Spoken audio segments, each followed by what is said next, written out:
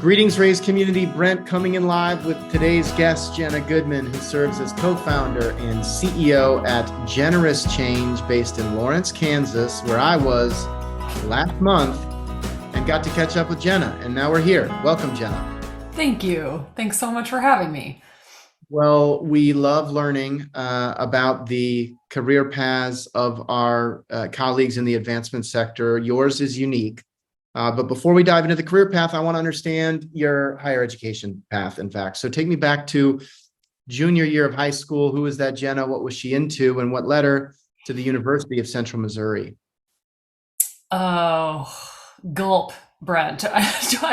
I didn't think I'd ever have to go back to junior year of high school, so Or the good parts or the really bad parts. I mean, really, whatever you're feeling. yeah, okay. It's a little scary, but junior year of high school, I was in Independence, Missouri at St. Mary's High School, and I had no idea what I wanted to do with my life, but I knew that I had to go to college. I was the first person in my family to go to college, so I didn't really know what that journey would look like. I didn't know how to apply. I didn't know where to apply. I had very little advice, but I needed to go pretty close to home.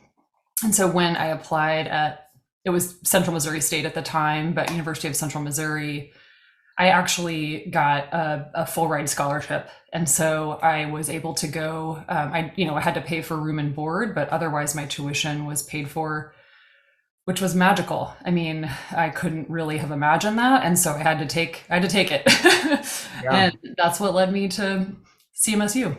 That's very cool. And as a fellow first gen college graduate, the world of philanthropy, a little bit opaque, probably growing up. Although my understanding is you got a taste of philanthropy maybe in something like second grade, but I'm not sure if you knew it at the time. So maybe share that part of your journey.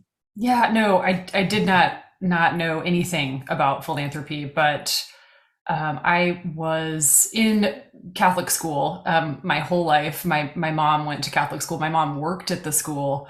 And so she really wanted me in that school. And she and my dad got divorced when I was super young. And then it was really tough for her to pay tuition, even working at the school. And so when at the start of my third grade year, she had to move me out of the school. And I was out for a couple months. And then someone anonymously paid for my tuition to allow me to go back to that grade school. And it was amazing. I mean, I don't think I knew even until I was into high school about that moment, and we never found out who it was, but it was pretty magical. So I have a special place in my heart for scholarships, and education. I mean, it's amazing. Do you ever think about like what would have happened if that hadn't happened? I'm not much of a look back kind of person, but when I do think about that, I mean, yeah, I think it definitely would have shaped or reshaped my life. I mean, I feel like I was on the right path for a reason, and that person, whoever it was, knew something about me that I had no idea about in the third grade, so yeah, no, I think it was definitely a life-changing moment.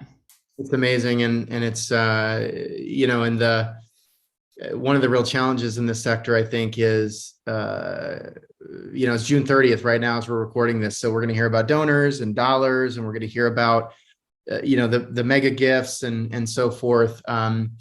And oftentimes those stories and those headlines, come at the expense of like the individual, like little nudge, that little, impact that alters the trajectory of people's lives, right? Which is why we're all kind of in this space, but it's really amazing to sort of be reminded of it with your personal journey, and to see sort of the the intervention of philanthropy in your life, and then again, going to, at the time, Central Missouri State and having a full ride. Tell me about that experience. Did you love it right away? Did you feel like you were, in the right place right away? Was it a tough experience? I mean, what do you think about when you reflect on college? Yeah, I think I had a pretty idealistic view of college, like, college in the movies. Like we would all be on the quad, reading to one another, and that it would be this magical experience. It wasn't quite like that, and I think I also thought that I would know more about myself, that I would have a path very quickly, that I would start in college and just all of a sudden know where I wanted to go and what job I wanted to have.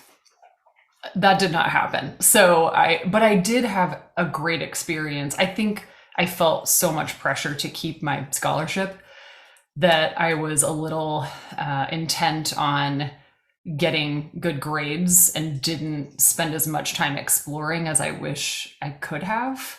Tell me So, more about that. I think we forget yeah. sometimes that there can be sort of strings attached to the scholarship. And so what was that, if you're comfortable sharing in your case? Yeah, sure. No, I had to keep a pretty high GPA. I can't remember how high, but pretty high. And I like to get an A anyway. So I was really focused on, don't mess it up. You gotta keep this going, and you're the first person to do it. You gotta go all the way. And so I felt a lot of pressure to really do things that I was good at maybe already, instead of taking that extra step to try things that maybe I wouldn't be so good at, but I probably would have learned a little bit more about myself. So I think I'd had more time to explore a little bit in college and to understand who I was, like take more sciences. When I started working in fundraising and was partnering with scientists, I became so interested in science and kind of realized that I missed the boat there in college because I was like hyper focused on everything I could get an A at, which was. But I'm going to call you out a little bit right now, because as hyper focused as you may have been, I also understand that you had an early foray into entrepreneurship while on campus. True.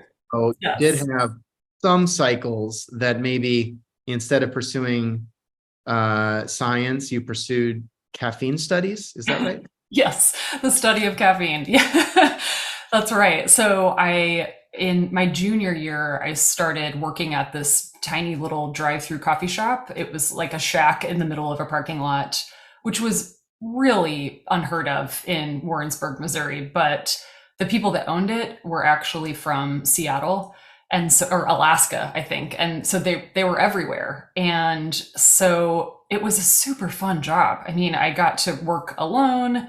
This was like a franchise type model. They had units everywhere, or they had moved No, from the Northwest and set up shop in Warrensburg, Missouri, as one does, and opens up an espresso lane in the yes. parking lot. Okay. Yeah, so they were Air Force. So Whiteman Air Force Base is super close to Warrensburg, and so they started one in Whiteman Air Force Base, and then also in Warrensburg. So they had two shops, and yeah, I mean, they trusted me to. I think I was like the only person who could actually get up early, which is hilarious because I'm the worst morning person. So I didn't always make it on time. There were times where one of the owners was like knocking on my apartment door to get me up. But yeah, I worked there for a year, and then they were retiring from the Air Force and were ready to sell. And my boyfriend turned husband at the time was already out of college. And when the owners asked me if I would be interested in buying the coffee shop, I mean, I couldn't even afford the coffee at the coffee shop. So I definitely didn't take it very seriously. But then the more that I talked to my husband, I mean, he was like, this is a once in a lifetime opportunity. We have to do this. And so his parents are the most magical people, and they co-signed on a loan for us. And we bought the coffee shop while I was a junior in college. And so what does that mean? What did you buy? What was the enterprise that you purchased? Yeah. So we actually owned the little building. So it was an 8 by 12, I say shack, but like a tiny little building with two windows on the sides and then all the equipment. So we had this, one espresso machine. We sold shaved ice in the summer. So we had a shaved ice machine. And then, yeah, all the customers, which I already knew because I worked there for a year. So that was pretty great. It was kind of a smooth transition there. But yeah, and we changed the Like, I name. mean, you're basically, I mean, essentially seeing the same people every day of your life. Yeah. Yes. Oh, yeah. The same people, which was, I mean, it was so fun because I knew their order and we had those two windows so they would pull up on either side. And most of the time, they didn't even have to say anything. I just knew what they ordered and I handed it out the window, which did make it a little difficult for the people who had to work when I wasn't there because people couldn't remember what they ordered. And yeah, so I started writing it on their punch cards so that we could all remember. You got to log the contact report, That's basically. right. That is right. Yes. Yes. Very cool. And so, uh, I mean, that sounds like more than a full-time job. So you're all in on entrepreneurship, stumbled into it. Um, how do you go from that experience to the world of development? Yeah. How do you go from that so it was, it, I, we, so I graduated from college, thankfully. I did have a moment where I wasn't sure if I could do all the things. But I am so glad that I stuck it out and actually graduated with a broadcasting degree. So using it right now, look at me, I'm living the dream. But we ran the coffee shop for 5 years. And at 5 years, we were ready to sell. Also, it was like I finally figured out what I was doing. And so it was like, oh, okay, yeah, now we should move on. But I think we thought because it's a small town that it would take us like a year to sell the coffee shop. And we actually sold it to someone that worked for us. So it took like a month. And then I realized I had to get a job. And I had not applied for a professional job, since graduating from college. So a lot of my customers were from the university, and I had people from the foundation. And somebody encouraged me to apply for a development position.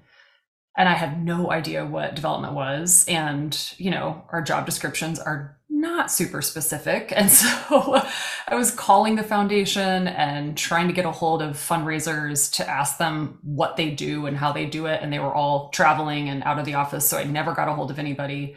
It wasn't until the interview that I think somebody actually said fundraising. And I was like, oh, okay. Okay. I am asking people for money for my alma mater. I think I can do that. And so I got the job. And that's how I Good started. point. People literally don't know what development means. No, they do Like, not. everybody knows what fundraising means. We say development. Yeah. Totally confusing. Yes. Yeah. But that was the start of my adventure into higher education advancement. So, first week on the job, take me back, very different than your last week on the job at the coffee shop. Very different. So we had mostly paper files. We did not have a sophisticated database, really. We were just starting to actually use a database. And so I was truly sitting on the floor going through files from donors, looking at birthday cards and letters and documents to try to figure out who was important and who we should call. And it was super fun, like in a, treasure hunt kind of way, where you're like, I'm trying to find the people. But it was also so confusing. I mean, none of us really knew what we were doing. And I think we were kind of honest, at least with, there were only, I think, 4 or 5 of us in the office, and we all were pretty new. And we all were just like, I don't know, we're just figuring this out, you know. And I had an amazing dean, and she was so wonderful in just trying to figure it out with me. Who was So that? her name's Alice Greify. What made her a great partner? She was really capable of talking to humans. You know, like she she could connect with people, and she knew everything about all of these different departments, and she knew what was maybe most important in a conversation. So I didn't feel like I was having to get her to um, stop teaching people. Or, you know, sometimes I think with faculty, it's just trying to put them in more of a conversation and less of a teaching or presentation mode. And with her, she just had a natural ability to talk to people. And she was warm and funny and adventurous, because we were, you know, getting on a plane to go to Seattle, and we had no idea what we were doing, and we could admit it together. So it was really fun. What does building loyal coffee customers and building loyal donor relationships have in common? I think when you, And by the way, you can say nothing, Brent. Like I get no, the. I actually do think there's a connection there. I mean, I feel like I have to think there's a connection, because somehow I got the job after I had the coffee shop. I actually do think that there is there's something about seeing people, and even as cheesy as it sounds, just remembering someone's drink order and being the first person that they see in the day, and actually really seeing them, was what I loved about the coffee shop. And I feel that way about conversations with donors, that you are seeing people in a way that most people don't get seen. And there are these crazy intimate conversations with total strangers that most people don't get to have. And so I think there is that correlation of just making people feel seen and heard. Yeah, no, I mean, I think, look, it's a commodity, right? Coffee is a commodity. So what are they buying? And frankly, paying a markup for, when you could just as easily make it at home. It's partly the experience. Maybe they like seeing you. Maybe they liked, just having a break on their commute. I think about it, I got my hair cut yesterday. It's like, why do you go to a bar? I mean, what are you getting? A haircut? Well, kind of, but why do you go to the same barber?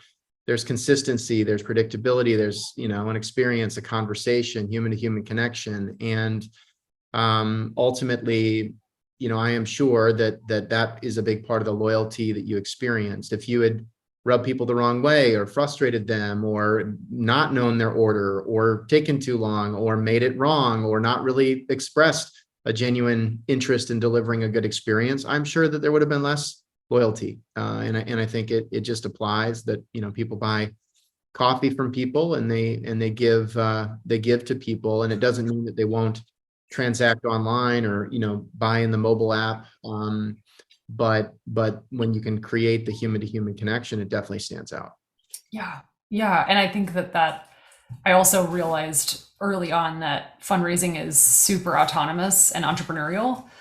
And for some people, that is amazing. And for other people, that's kind of torture. And Well, for me, it I was think great. it sounds like it was, particularly in your context at Missouri State, now Central Missouri. When you're in that sort of treasure hunt stage, where there's, maybe not systems and history and as much to build from, relative to a super mature shop that is in more of, oil the machine mode. You all, it sounded like, were on the floor, spreading out the index cards, building the machine for the first time. Did you like the work right away? Did it take a while? I mean, when you think about early visits, early calls, did you, one thing about the coffee shop, they're coming to you, so you probably don't have a lot of people, slamming the phone on you or uh, spinning out of the parking lot, in anger. I don't know if you had any negative or positive experiences early on that got you excited about the development work. Yeah, I think I felt confused about the work for a long time. So in some ways, I really liked the conversations, but I didn't always know how to have them. How to have purposeful conversations. So And let's go back right yeah, now, role play, go back in time, sit down next to that Jenna. What are like, if you could give her 30 seconds of advice, knowing what you know now, what would that 30 seconds be? don't feel apologetic. This is an amazing job that is necessary. Embrace your philanthropic advisorness in this conversation and don't worry about what you don't know. Just listen and ask great questions. Well said. I think that was like 22 seconds.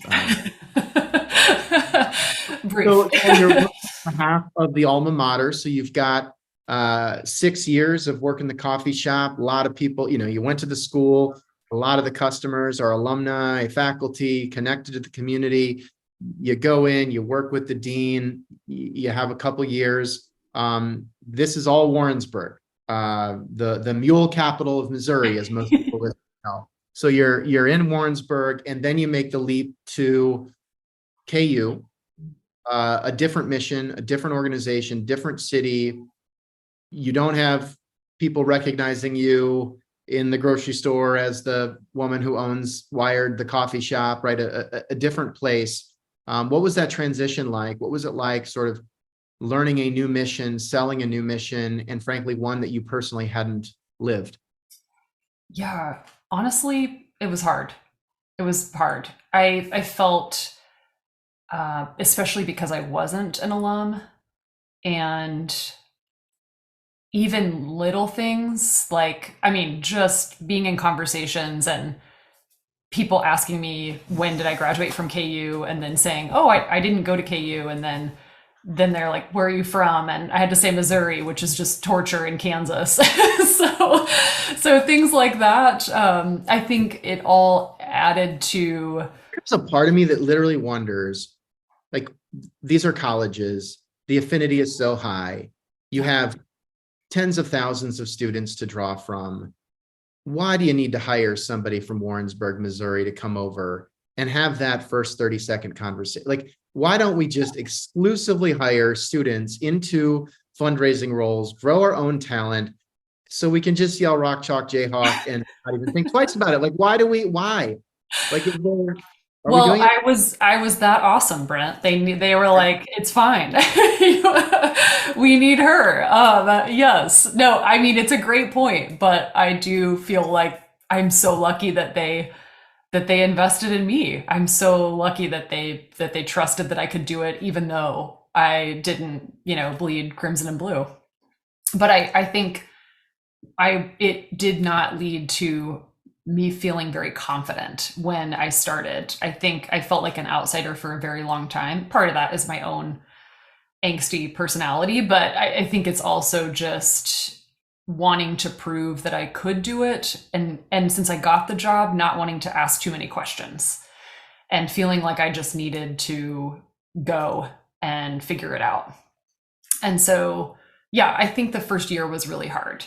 And then I started to, I mean, the more you do it, the easier it is. And when I think my turning point really was when I realized I believed in education. So it didn't matter where I went to school.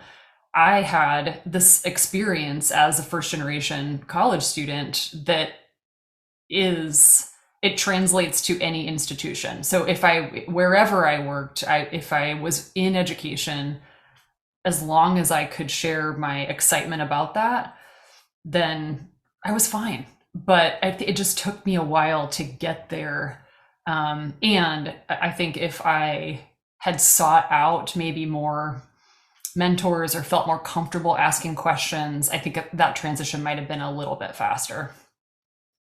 I recall a conversation I had with Amy Noah, who leads the foundation at Oklahoma, University of Oklahoma. She had been at Purdue for a long time, made that transition, and she just, she commented how, it's little things like, who are the famous football stars that every single person knows, that of course you don't know, not growing up like in that community. And it does make you wonder, should, as it relates to onboarding, should there be some kind of boot camp, trivia, like, I don't know, curriculum of like, how do we make you maybe not be a KU alum in 30 days, but how do we kind of make you feel like you're at least 80% of the way there on context? And just because there is such an like, it's part of the culture that makes these universities what they are. But if you don't have that foundational level of knowledge, you're just going to feel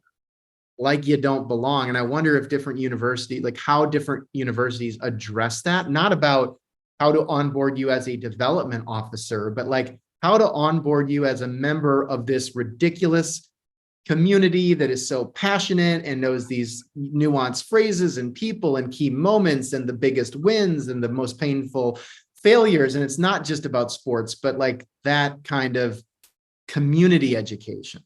I love that idea, Brent. I think the idea of being taught the traditions and the most beloved people and the highlights of what everybody talks about, because there's all these common things. And so I think that would be amazing if you could start and learn that stuff from the beginning.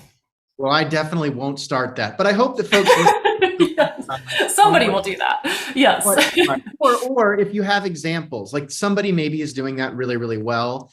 It's sort of the non-tactical, how do we get you a laptop and get you on our systems and teach you, even our like fundraising process, but how do we teach you what makes XYZ institution? And yeah, interesting. And so when you think about the experience at KU, almost 10 years, which is a rare level of tenure, given all the stats we see around development turnover. So that implies that in spite of the first year being tough, you found your footing and you had success and you were able to grow.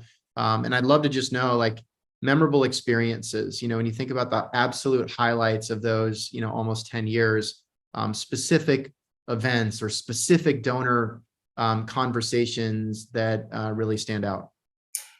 Yeah, I think, oh man, I had a lot, a lot of conversations over those 10 years. And I did stay with the same constituency. So I was with the College of Liberal Arts and Sciences the whole time, which was so fun and so hard because it's like you're talking to a theater alum, in the morning, and then you're talking to a chemist in the afternoon, and then an English alum. Like it is so diverse that it kept me interested, and I loved being able to kind of switch gears and learn as I was going about the college. I think that specifically there were some donors.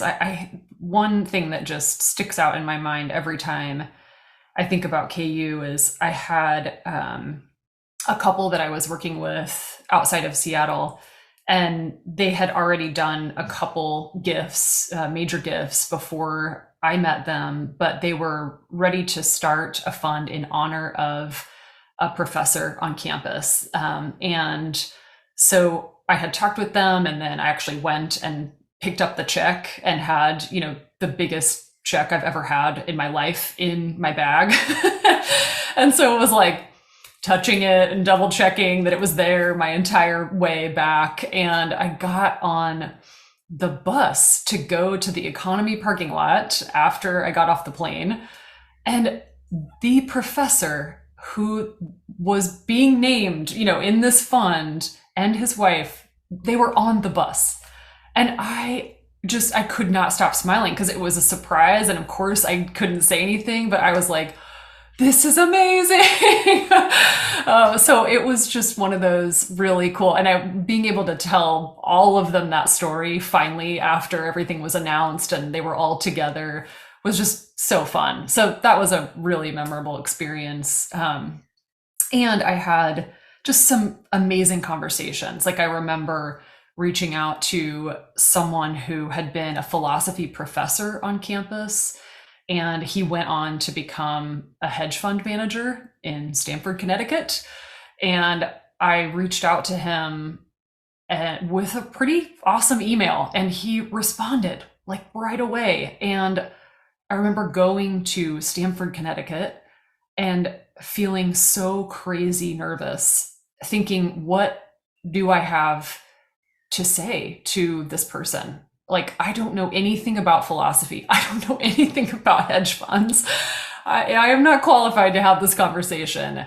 And walking into this crazy, beautiful kind of corner office, it was like the size of my whole house, with beautiful art, and sitting down and him just saying, your email was so great. And I loved the question that you asked. And I can't wait to talk to you.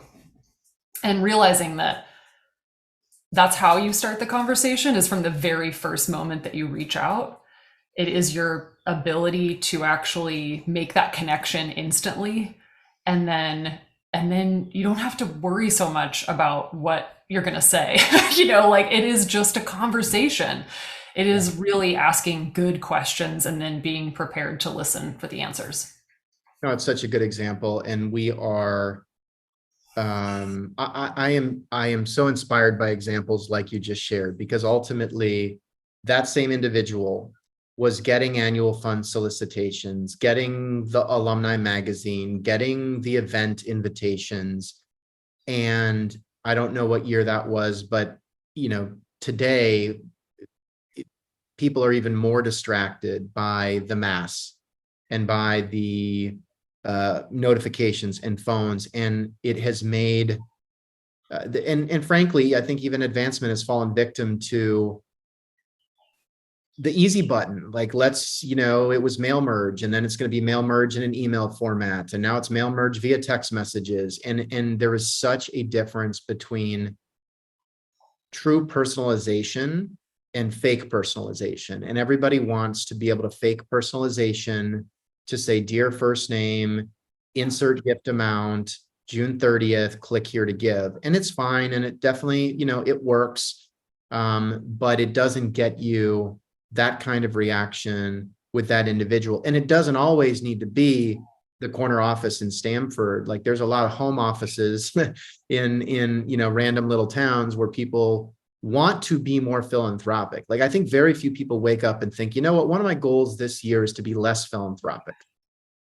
But we are more distracted than ever. And I think that's where, thoughtful emails like the one that you've shared, or the kind that we hope we're inspiring fundraisers to write, leveraging our technology, stand out, more than ever. Yeah, I completely agree. I think that was the thing that for me turned the corner in my confidence. I mean, that meeting especially, because I felt so completely out of place. And I do feel like things changed after that for me, just that feeling like I know that there is something there that I can connect to. And if not, then it's not they're not they're not interested, or they're not the right person, to make a gift, and not feeling bad about that, or like it's personally my fault, or that they need to like me to make a gift.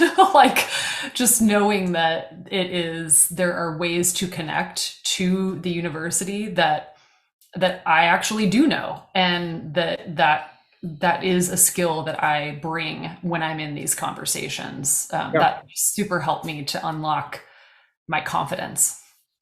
Yeah, it's about being a conduit, right? It's about being a connector between, who they are, what they care about, and what the university or the nonprofit is working on. And it's not about you being an expert in philosophy or hedge fund or anything. And I think that's one of the cool things about this work is you get exposure to people from so many different backgrounds, so many different stories. And I think you kind of find out that, look, people are kind of the same. I mean, there's nuance, but in the end, like, there's sort of the Maslow's hierarchy and what people really, care about and how they identify. But yeah, I mean, I love your point around just being confident, not feeling bad about sending that email, or not feeling bad about making the ask, like feeling really good. And even if the answer is no, that's amazing, because it means that on that treasure hunt, we just found a path that is not the right path. Great. Now we can cross that one off the map and start heading down a different direction. And I think, like, we talk about it a lot, like, clear disqualification is such a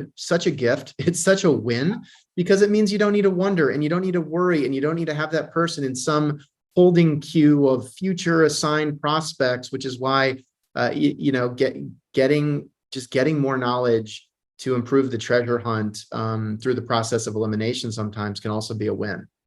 Absolutely. Yeah. I think saving your brain space and your time and your energy for the people who do want to give. Love it. Okay, so you are 9+ years in, and then get the entrepreneurial bug again. Yes. What come about? And tell me about the aha moment, if there was one, when you said, I need to be a part of something new. I want to make a difference. I want to start generous change. Was there one moment or a series of experiences? There actually really kind of was one moment. I mean, so I had the chance to hire people I had a horrible chance, I guess, to fire someone. So that's never fun. But I learned a ton from that experience. And then, why was it horrible? And why did you have to fire them? We almost never talk about firing people on this podcast. We probably should. Great. I'm glad to be the first. No. Yeah. So I think part of that, why it was horrible, was it was my first time, really. I mean, at the coffee shop, it was so different. So, I mean, I did fire people at the coffee shop, but it was like so obvious that they were not doing a good job. Like, they weren't showing up, or, I don't know, they were taking money. That's just an example. But in this professional situation, it was so different. And there's so much nuance. I think that it's really hard to trust your gut. And so you kind of, for me, it was like the signs were there pretty early, but I was just like, oh, maybe it's just me, or maybe I'm being too picky, or maybe, I'm not setting clear enough expectations, even though I kind of knew that it just wasn't working. And I think part of that was just like, not the volume that is required, especially with the College of Liberal Arts and Sciences. We had 80,000 living alumni. Like, we were our own university, essentially. And this particular role, I mean, we needed somebody who could just travel as much as possible, see as many people as possible. And that just wasn't happening. So it was horrible, because I felt so guilty. This is somebody's livelihood. This is a professional position. And then I also just felt bad, like I messed up, because they failed, I failed. So I was taking it super personally, and I was a disaster. So it was really hard. I mean, thank you for the candor. And I have been in a similar situation, and I contrast that with athletics all the time. I think about, look, we were at the Big 12 Development Conference, and Bill Self, who's the legendary KU basketball coach, spoke to us. I think about coaches all the time. Why are they so good at saying, Goodman, you're benched. Goodman, you're off the team because of these 3 things. Good luck. Move on. Mm-hmm. Constantly making personnel decisions, oftentimes that are very subjective, and they certainly take some responsibility, but they're not, this is my fault. What did I do? I set them up for success. I set clear expectations. they're the right person, the wrong person, they're the right culture fit or they're not, and we're making a decision and moving forward. Why are coaches so good at giving that kind of direct, hey, don't do it that way, do it this way? Yeah. Candor, clarity, direct. And we just dance around this stuff so much because the counter argument is, Jenna, think about by delaying the decision to part ways with the person that you knew wasn't in the right seat or wasn't the right person. Think about all those donor relationships that didn't get started. Think about all the philanthropy that wasn't generated because we were worried about that person's career and all those things. I mean, that is the tension that I think we feel. And when I say it that way, it sounds clear, but the sort of unknown, nebulous donor relationships that aren't being developed are not nearly as real as the person sitting across from you on the other side of the desk that needs to figure out what they're going to do to, pay the bills next month after they get this news. Yeah. And that, I mean, exactly what you're saying, the example of a coach. I mean, that is how I now, working with fundraising managers and actually helping to provide all the stuff I wished I'd had when I was a fundraising manager. I mean, part of it is we don't get coached. We go from being a fundraiser, which is super autonomous, to leading a team, which is, being a team player and being a coach, but there's not a lot of training for that. And so it's a really hard transition that I don't think we've spent a lot of time thinking about in advancement. So that's part of why we created this business. But the sort of aha moment really was being able to hire new people and remembering back all the things I wished I'd known earlier and essentially creating a training manual. So it wasn't just onboarding, like, here's your computer, here's the CRM, here are all the people. It was, here's how to write an email. Here's how to make a cold call. Here are the questions to ask when you're in a meeting. Here are the things that people bring up all the time. Really trying to give these new teammates the inside scoop and the really practical tools that they need to succeed way faster than I did. And it was awesome. It was really great. And it, I think, worked really well. I saw them, excel pretty quickly.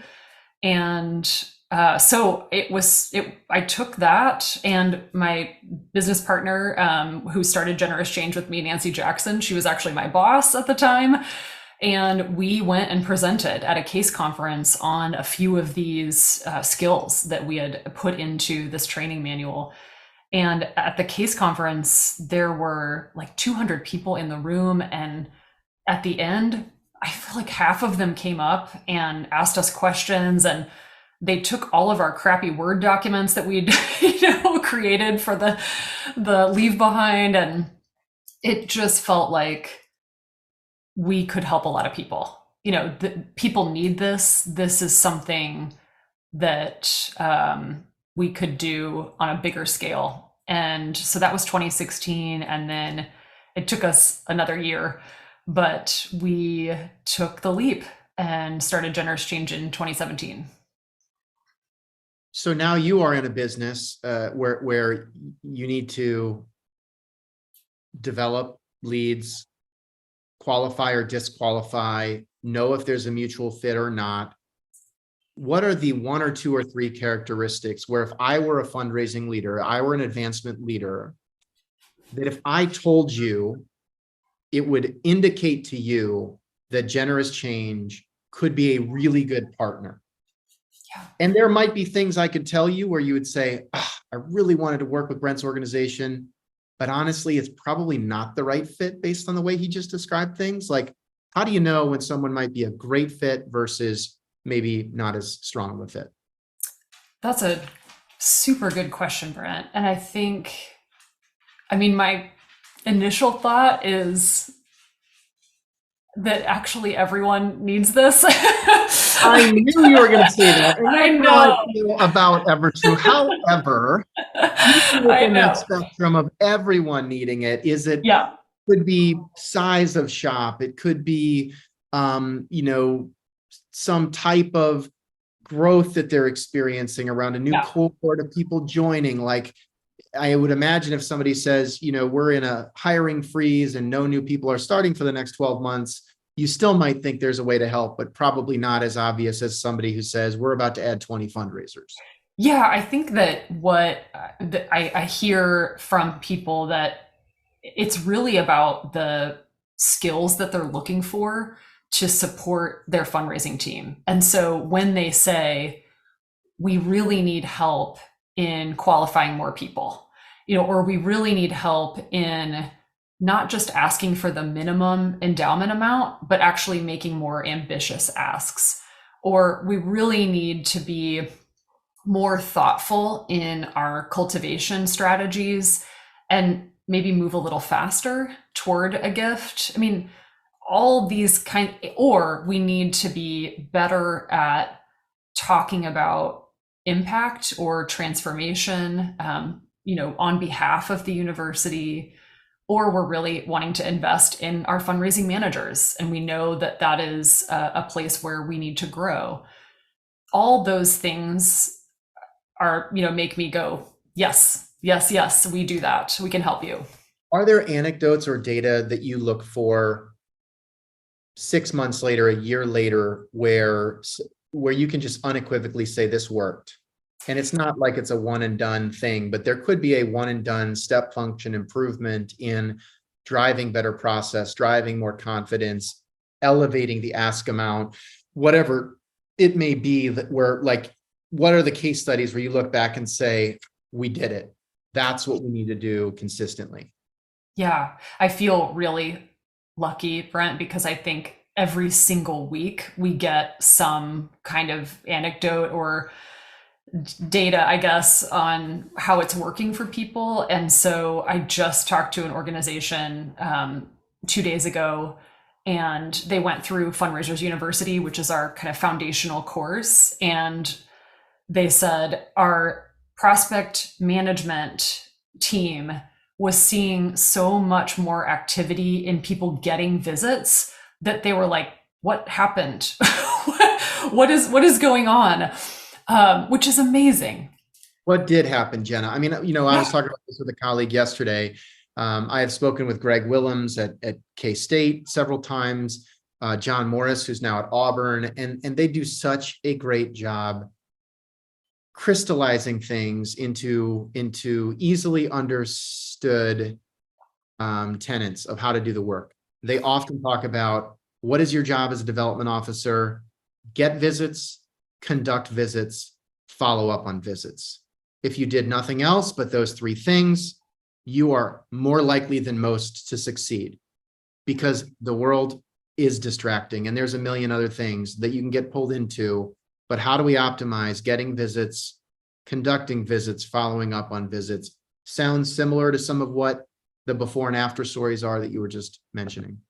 Yeah, what changes is we are providing an email formula essentially that is better, that is much more. I think most of us were taught to write emails that are very formal, almost like business letters that don't work anymore. That's not how we use email anymore. And so, really helping to get very direct, very personal, and ask for what you want, which is a visit, a call, a Zoom, which I think because a lot of us are apologetic about fundraising, we don't quite get there. We sort of beat around the bush, or we're afraid to use specific dates because we think, if you could meet any time in the next month, what would that look like? We just want to be nice. But getting really specific in your email and thinking about it as if you were writing it to a regular human.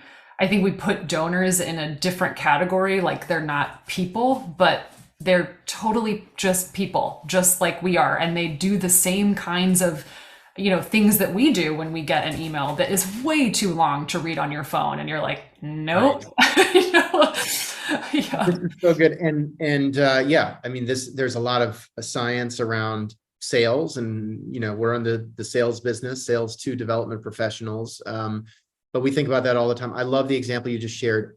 I do not want to see an email from my team that goes out saying, do you have any time to meet? Like, do you have any time to meet, for example, Friday at 2 p.m., Tuesday at 3 p.m., 4 p.m., or 5 p.m., or next Thursday at, like, make it easier for them, narrow it down. Do I have any time to meet, like, in my life? A very different question than, do you have time in these specific times? So without giving away all of your IP and playbooks, what are some other just quick wins, more succinct emails? Like, we don't need the flower, like every presidential email that goes out has to be at least 3 pages, I think. Right. What is a quick hit? Yep. 100 words or less. Be really direct with specific times. Like, any other themes that stand out? Yeah, I think the other part of this is just persistence. So don't just send an email and sit back and wait 2 weeks and then try to send another email. And then kind of think maybe I should take them off my list because they just don't respond. I think because of that lack of confidence sometimes, or just not wanting to bother people, or not wanting to feel like a stalker or a salesperson, I don't think that we are as persistent as we could be. So really trying to follow up much more and in different ways. So we talk about using LinkedIn. It's such a great tool, and it's free. I mean, you don't even have to have the premium membership to use it, to communicate with people and connect with people. And you have to use the phone. I know that nobody wants to, and cold calling sucks, and it is not fun. But as a follow-up to your email and your LinkedIn request and maybe a text, like actually putting a voice to yourself, leaving a voicemail, being a human in a world of spam is really, really important, and creating a cadence that is just much more persistent than we typically are. I am recalling a meeting I had with Jonah Nye. He was a guest, episode 144 of the podcast, and leads advancement at the new school. And he was telling me about a time that he met with a donor, and then to get the second meeting, it took 17 touch points. Gosh. And then it led to a material philanthropic commitment. And the data that we've seen across the Evertrue platform is that it takes 6.5 touch points to get a visit, which, when we started A, measuring that, and B, sharing that in the advancement community, I mean, people kind of thought it was crazy, because, reaching out to somebody 6 or 7 or 8 times does feel like, to some people, maybe harassment. And we just got to reframe it as, no, people are super busy, and that's just what it takes. And it doesn't mean that they don't absolutely love the institution. It doesn't mean they're sitting around saying, one of my goals this year is to be less philanthropic. They're just busy. And getting to a clear no, or a yes, or a maybe, is better than silence, which is where we leave things after we send the second or third email and they didn't write back. Absolutely. I think the last part about this, Brent, that is really important is also just turning the conversation to money in that first or second visit, so that you actually are qualifying someone, so that you do, in fact, know that you are spending your time with people who at some point will want to make a gift. And again, that's something that I think if I found myself not feeling purposeful in conversations, wondering where I was going in the conversation, what's my goal? Why am I here? Why does it feel like I'm starting my conversations over and over and over? And it's because I didn't know necessarily how to turn the conversation to money, and I felt uncomfortable about it. And so we just share some specific phrases to help people to make sure that they're being very clear about why they're there and that they understand why they're there. So they're having much more purposeful visits that actually lead to uncovering, is this person a prospect or not a prospect?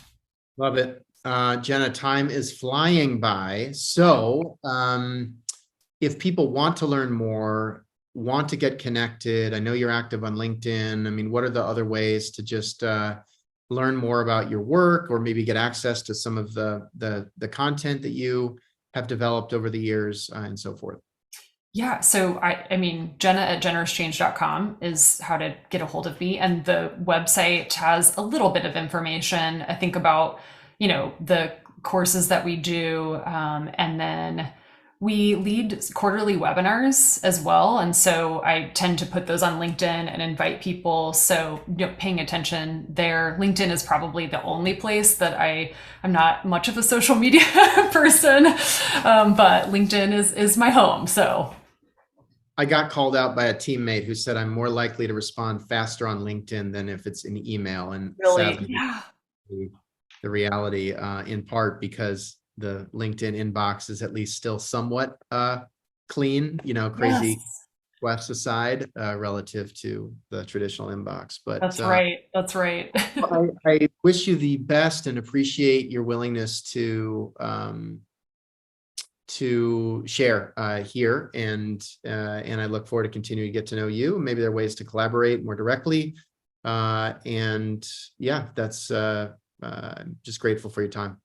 Thank you. Super grateful too. Love being here, and really glad to have this conversation. It's super fun to talk about things that I also geek out about. So thanks for having me on. Right there with you, sending good vibes to all the fundraisers closing out the fiscal year today on June 30th. And with that, I am going to sign off. The world needs more generous change. I am pleased to have welcomed Jenna Goodman, who leads that organization today. And so with that, thank you, Jenna, and take care, everybody. Thank you.